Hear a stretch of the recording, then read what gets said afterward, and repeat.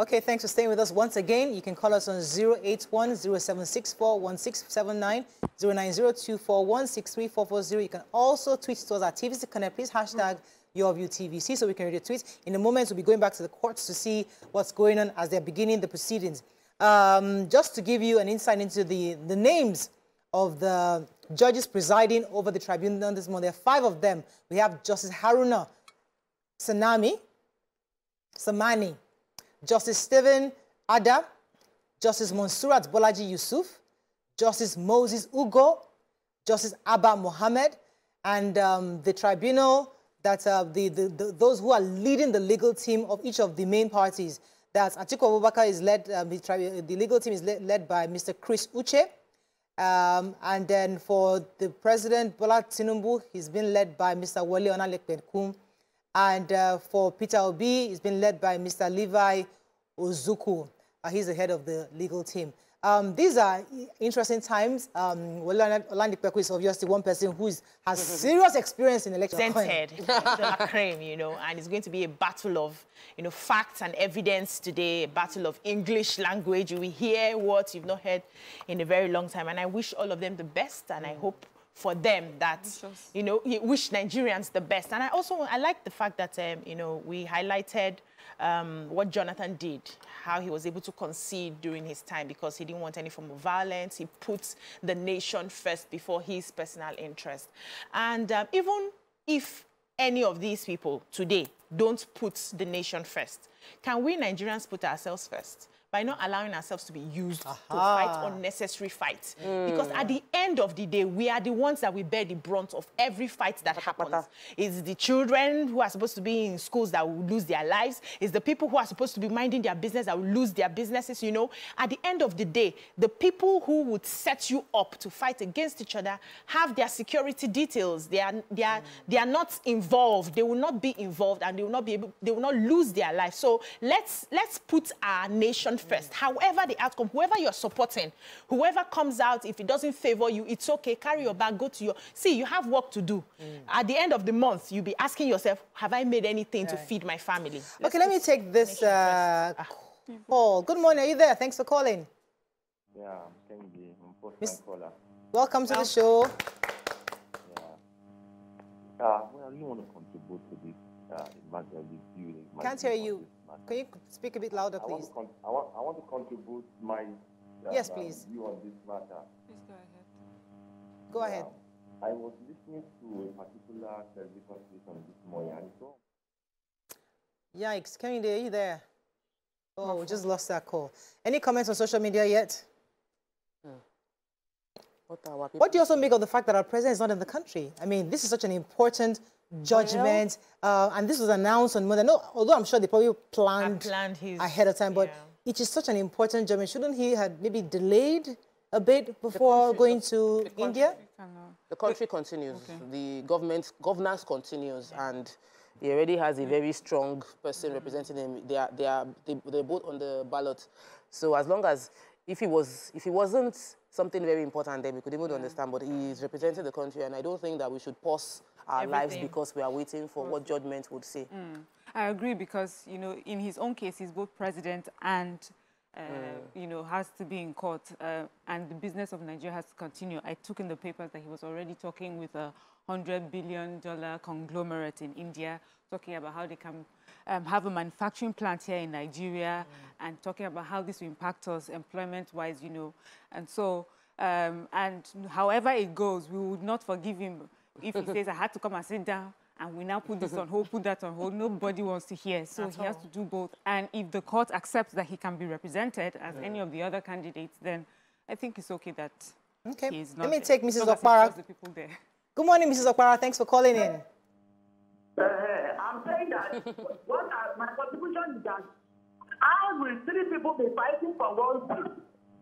The 3 people that are fighting for one seat, I don't know. The 3 people are fighting for one seat. Obi and Atiku, they are rubbish. So I don't know why they should be fighting. The 2 people are fighting. I'm number 1. I'm number 1. They're not number 1. The 2 of them are not saying the truth. They don't believe the figure of being saying the one is the winner. Why Atiku is saying the winner? Why Mrs. Okwara, just for a bit more enlightenment on this. So they're asking that the results be cancelled. One of the parties asking, yes, you're right, one of the parties asking to be declared the winner. Others are asking for a rerun, right? And others are even saying they should totally bar APC. So there are different parts of this. So they can win one and lose one. Or there are various petitions. So we'll see how it goes. But not all of them, not all three are saying to be declared winners. There are different petitions, but we'll wait and see which is which. Any more comments on social media? We'd like to hear Nigerians' views on this. It's important to hear your views. Again, please don't call to insult. We're just trying to get your general views on this. Thank you so much for the callers we've had so far. You know, we are not getting in a lot of messages on social media, and I understand why a lot of people are watching.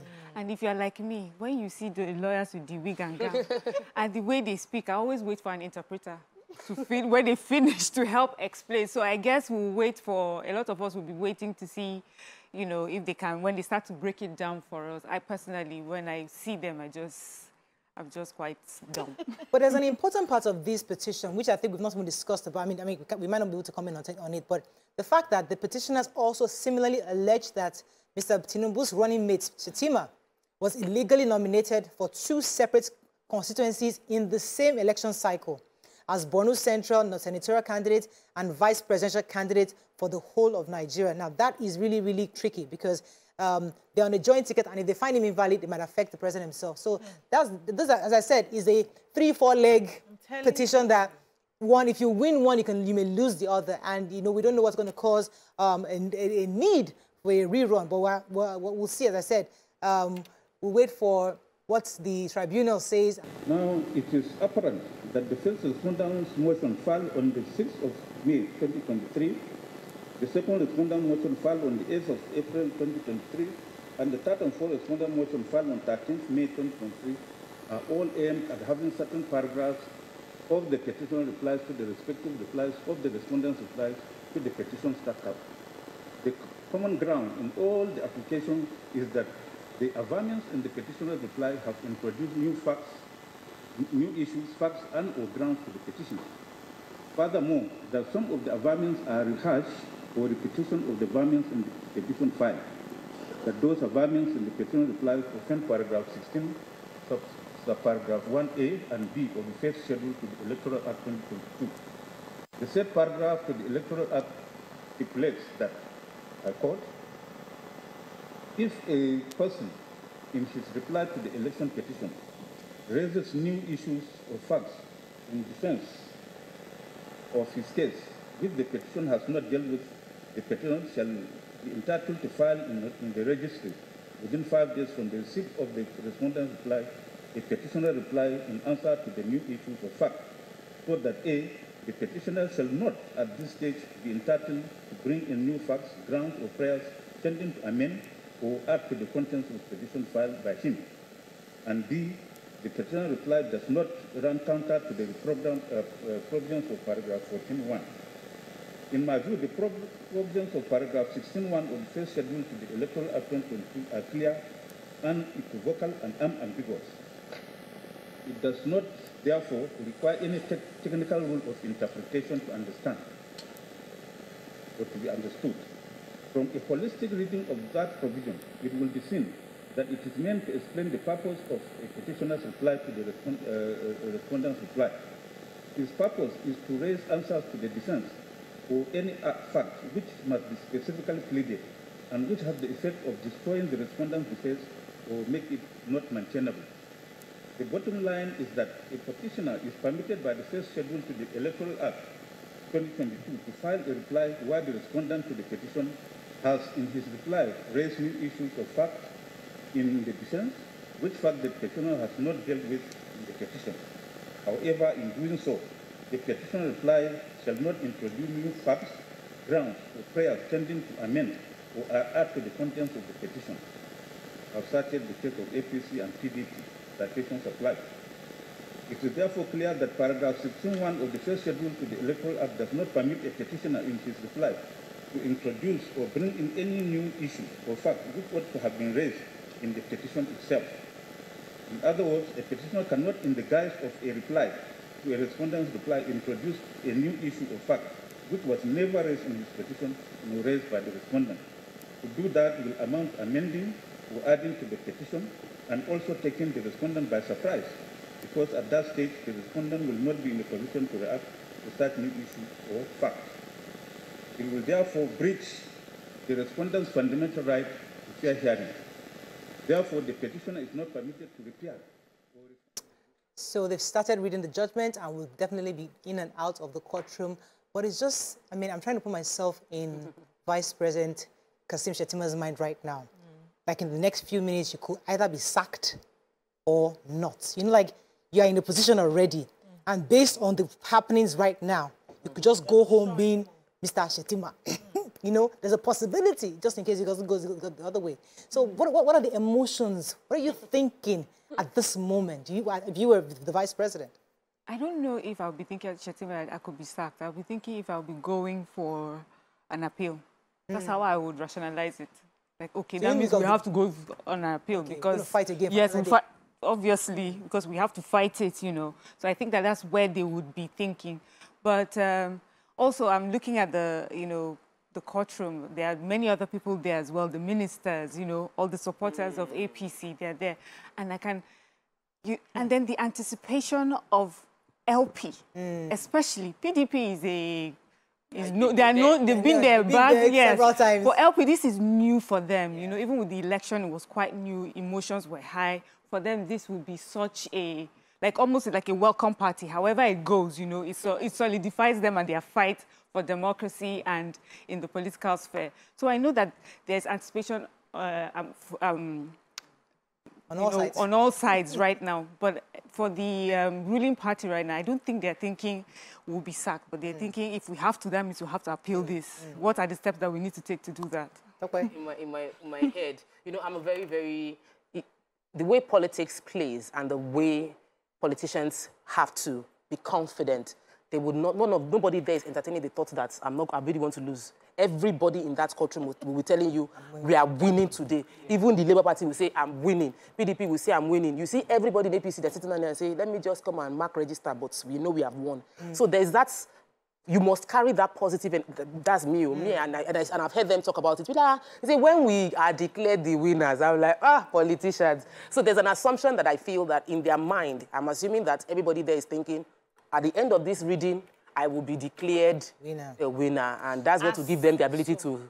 As a political scientist, I will now tell you, the confidence is for the people, because you cannot show that you are downcast. You will discourage your followers and your supporters. You must put up that front, even when in your mind you are worried, you are asking yourself questions, did we dot the T's, did he cross, you know, and all of that. So the confidence is just for the people. We have to, there's a way, you know, how back in the days they train kings and queens. There's a confidence you have to, even when things are going, when you go to your bedroom, you see, you've brought out all the maps, you are checking where the war is coming, are they hitting us from this side and all of that. But you must come out and present, and that's what we see. But I know that aside from the fact that they may be thinking, so it will go different ways. And I like your own perspective, saying that for me too, I'm someone who will look at, so what's next? What's the worst case scenario? And what's next? What do I do next? I'm always thinking of what do I do next? So as a leader, that should be like where you're looking to, however it goes, because you can never say, when they finish all these their intricacies and all these their loopholes, and one English may just be the thing that will crumble the whole thing. You know, they just fight, or lack of the English. Make a note twist them out, no person.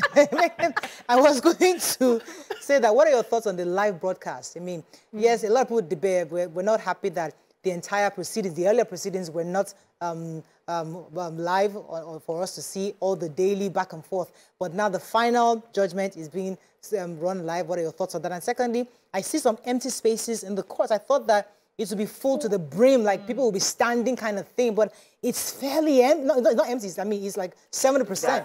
Yeah, it's about 70%, I mean, which is great, but I mean, I would have thought that security clearances. I'm sure they had to run security checks on everybody that is there, and they want to be sure that everybody has a reason to be there. So if you don't have a concrete reason to be there, you're probably not getting, you won't get approval to come into the place. Nigerians, this is our Gen Z world that are watching, that most of the people are watching Big Brother and watching all of that. People, the majority of Nigerians would We're watching. Watching. They're They're watching. We're watching this, right? What are you doing? The only thing is that we're watching it on TV or watching it online. We may not go all the way. But honestly, if I am not maybe part of the party, even though if it will affect me, I would rather not be there.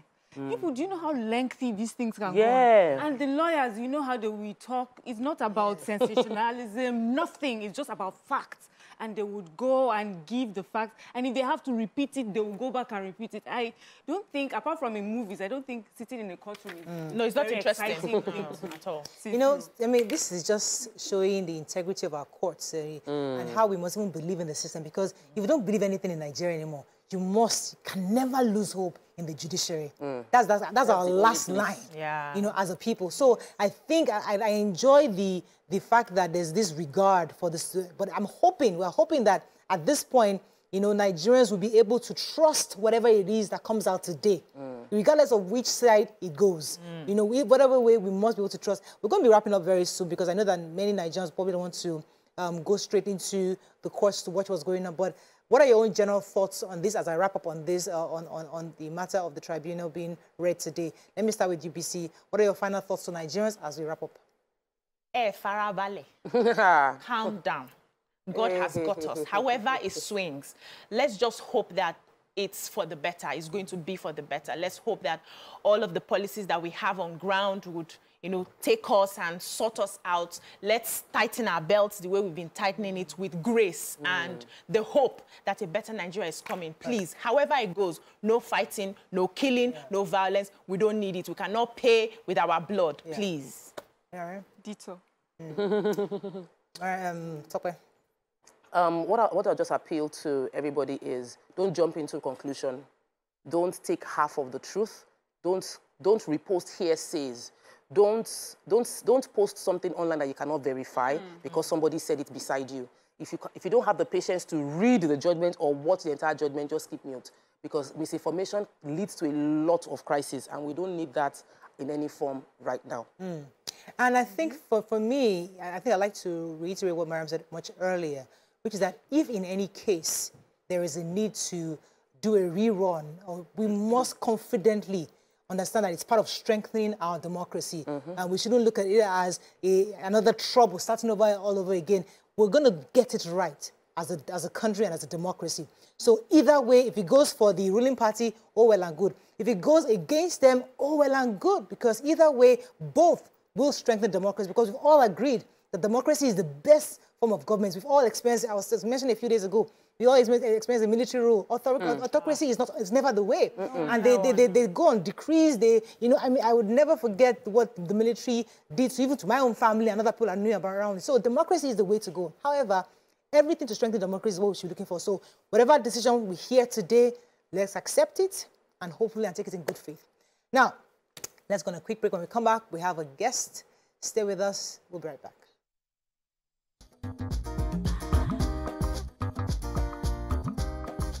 Stay tuned. Your View will be right back.